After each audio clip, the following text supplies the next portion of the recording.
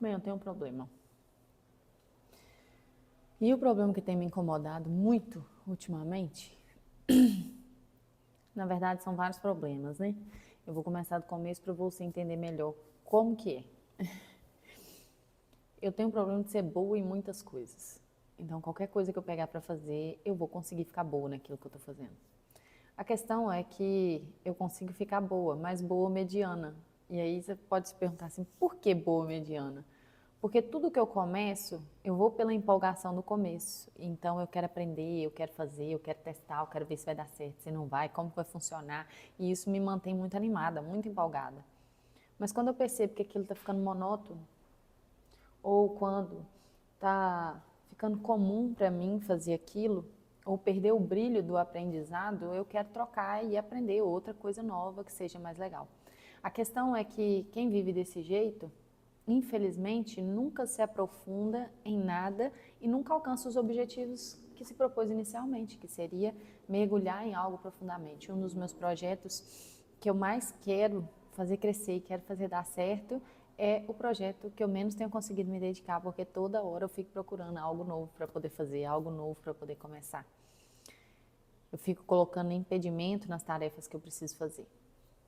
E talvez você aí do lado esteja passando pelo mesmo problema. A diferença aqui não é que eu sei o problema, porque saber reconhecer isso também, eu tenho certeza que você também sabe. A questão é, de onde vem essa característica? Como que essa característica pode ser trabalhada de forma que eu aprenda a viver com ela e aprenda a ultrapassar esses limites que os meus impulsos naturais têm colocado para mim? Quando em 2019 para 2020, mais ou menos, eu comecei a ficar muito preocupada com alguns traços do meu relacionamento e as diferenças que existiam entre mim e meu marido. E ali eu comecei a mexer em tudo que eu podia nas redes sociais para encontrar algo que me desse a característica, por que aquilo estava acontecendo. Até que caiu na parte de temperamentos, e aí eu fui descobrir qual que é o temperamento do meu marido, descobri o meu e me apaixonei por esse mundo, né? Até que hoje eu consigo ter clareza e conseguir identificar com facilidade qual que é o temperamento de qualquer pessoa que seja, justamente pela identificação das características. E Deus, quando Ele preparou para nós, né, cada um de forma diferente, um temperamento diferente, Ele tinha um propósito para isso. Ele te fez com as fraquezas que você tem, com as limitações que você tem, com as características marcantes que você tem por um propósito. E esse propósito é que você aprenda a dominar as suas fraquezas e aprenda a usar com sabedoria as suas qualidades. E talvez realmente, né, nós venhamos a vida toda lutar com as nossas características. Elas são parte, vamos imaginar aqui de forma bem didática, uma árvore, né? Os nossos temperamentos, as nossas inclinações naturais são como o tronco dessa árvore. Mas o tronco da árvore, ele não é a única parte da árvore. A árvore tem a copa. E a copa é formada pela nossa personalidade, pelo nosso amadurecimento. Quanto mais nós amadurecemos, maior será a copa dessa árvore e mais bonita ela vai ficar, mais útil ela vai se tornar, porque então ela pode dar frutos. E nós podemos amadurecer. Nós temos, na verdade, o dever e a responsabilidade de amadurecer. Eu gosto muito de lembrar de um versículo da Bíblia que fala que nós não vamos mais nos alimentar como crianças, porque nós temos que comer alimento sólido, alimento de adulto. Vou deixar o versículo aqui embaixo para vocês, com a fala certinha dele.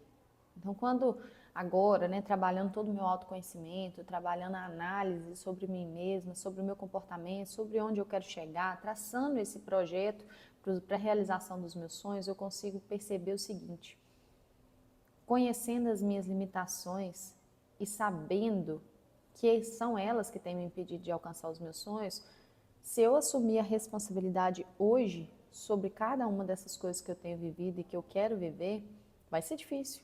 Claro que vai ser. É doloroso você tomar atitudes quando você não quer tomar.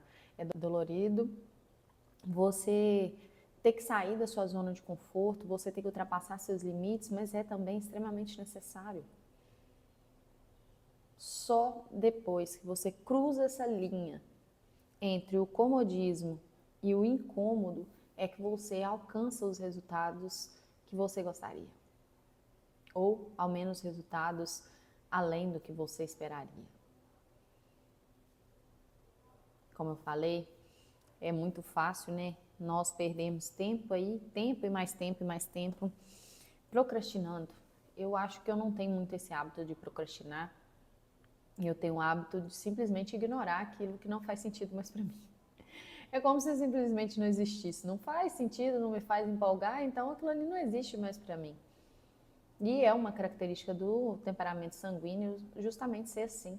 Mas existem outros temperamentos, por exemplo, o melancólico, que ele tem muita facilidade na procrastinação. Então ele fica preso na mentalidade aqui, ó, e não consegue colocar nada em prática.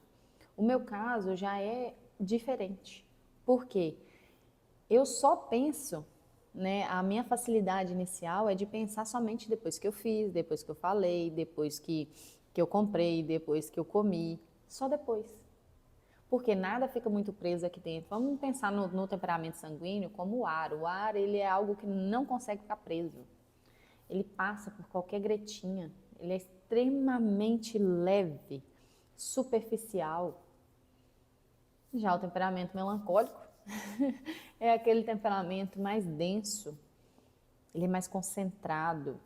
Não significa que ele seja profundo, mas ele é concentrado. Não seja profundo, não no sentido de ruim da palavra, mas de você entender que ele gosta de ficar em pensamentos rasos. Quando ele começa a se aprofundar em pensamentos mais profundos sobre algo que demande esforço, dedicação, ele também já não quer muito aquilo. Interessante, né? Vamos lá. Se hoje eu pudesse aperfeiçoar uma característica minha, sem dúvida alguma, eu melhoraria a característica de perseverança. Seria um ponto. E eu gosto muito da técnica que fala pra gente sobre você empilhar hábitos. A perseverança nada mais é do que justamente você empilhar esses hábitos, você colocar um em cima do outro. Então, antes, por exemplo, eu tinha muita dificuldade com leitura. Hoje eu já não tenho uma dificuldade tão grande. Antes eu tinha dificuldade de começar um livro e nunca terminar esse livro. Mas agora eu tenho certeza que se eu comecei aquele livro, custe o tempo que custar, eu vou terminar esse livro. Isso vai me dando confiança. Isso vai te dando confiança.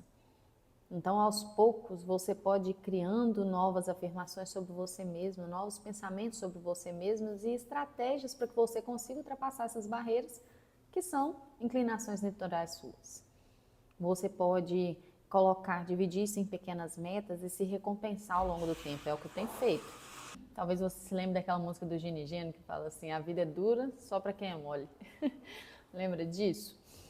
Quando nós falamos coisas ruins ao nosso respeito, coisas que muitas das vezes têm sido verdade até aqui, eu sou muito chata, eu sou briguenta, eu procrastino muito, eu sou impaciente, não sou muito nervosa, eu falo muita mentira. Não sei o que é que você tem afirmado sobre você mesmo, mas a Bíblia fala pra gente que nós temos o poder sobre a vida e a morte. E isso inclui principalmente quando nós falamos de nós mesmos. Hoje eu me policio muito mais com relação às afirmações que faço sobre mim mesma, inclusive na hora de fazer orações. Antes eu tinha mania de ficar pensando sobre as minhas preocupações e falar assim: Senhor, me ajuda a resolver isso, me ajuda a resolver aquilo. Hoje eu dou um passo à frente. Ao invés de orar pelas coisas que ainda vão acontecer, eu agradeço por tudo que já aconteceu. Então, por exemplo, se eu tiver que pagar uma conta, suponhamos, e aí eu estou sem dinheiro. Então, ao invés de eu falar assim: Senhor, me ajuda, eu preciso do dinheiro para poder pagar essa conta, que o Senhor tenha misericórdia de mim e tal. Não, eu falo assim: Senhor, muito obrigado, porque eu consigo acertar todas as minhas contas em dia, porque o Senhor me faz prosperar em tudo que eu coloco a mão, porque todos os meus sonhos sempre dão certo. Muito obrigado, meu Deus, porque o Senhor é bondoso. E eu já falo como se aquilo já existisse. Porque não existe distinção entre o mundo natural e o mundo, aliás, o mundo espiritual, né, e o mundo real que nós vivemos. Tudo está aqui. A Bíblia fala que se a nossa fé for do tamanho de um grão de mostarda, aquilo já aconteceu. Entendeu? Você vai gritar com uma montanha: arranca-te e lança-te ao mar, e ela vai se lançar, porque nós acreditamos naquilo. Nós temos esse poder. Então, o meu convite nesse vídeo de hoje é justamente para que você mergulhe um pouco mais dentro de você mesmo. E pense mais sobre as afirmações que você tem feito. Quanto mais você olhar para dentro, mais você vai perceber o quanto suas palavras não têm ido para um lugar bom e por isso que muitas das vezes a sua vida também não tem estado boa. Nós temos uma responsabilidade. E é claro que assumir responsabilidades é difícil na maioria das vezes, mas isso gera para nós um crescimento, um amadurecimento que, se não fossem as responsabilidades, dificilmente nós conseguiríamos ter. Um abraço, se inscreva no canal e fica aqui. Sempre vai ter vídeo novo para você.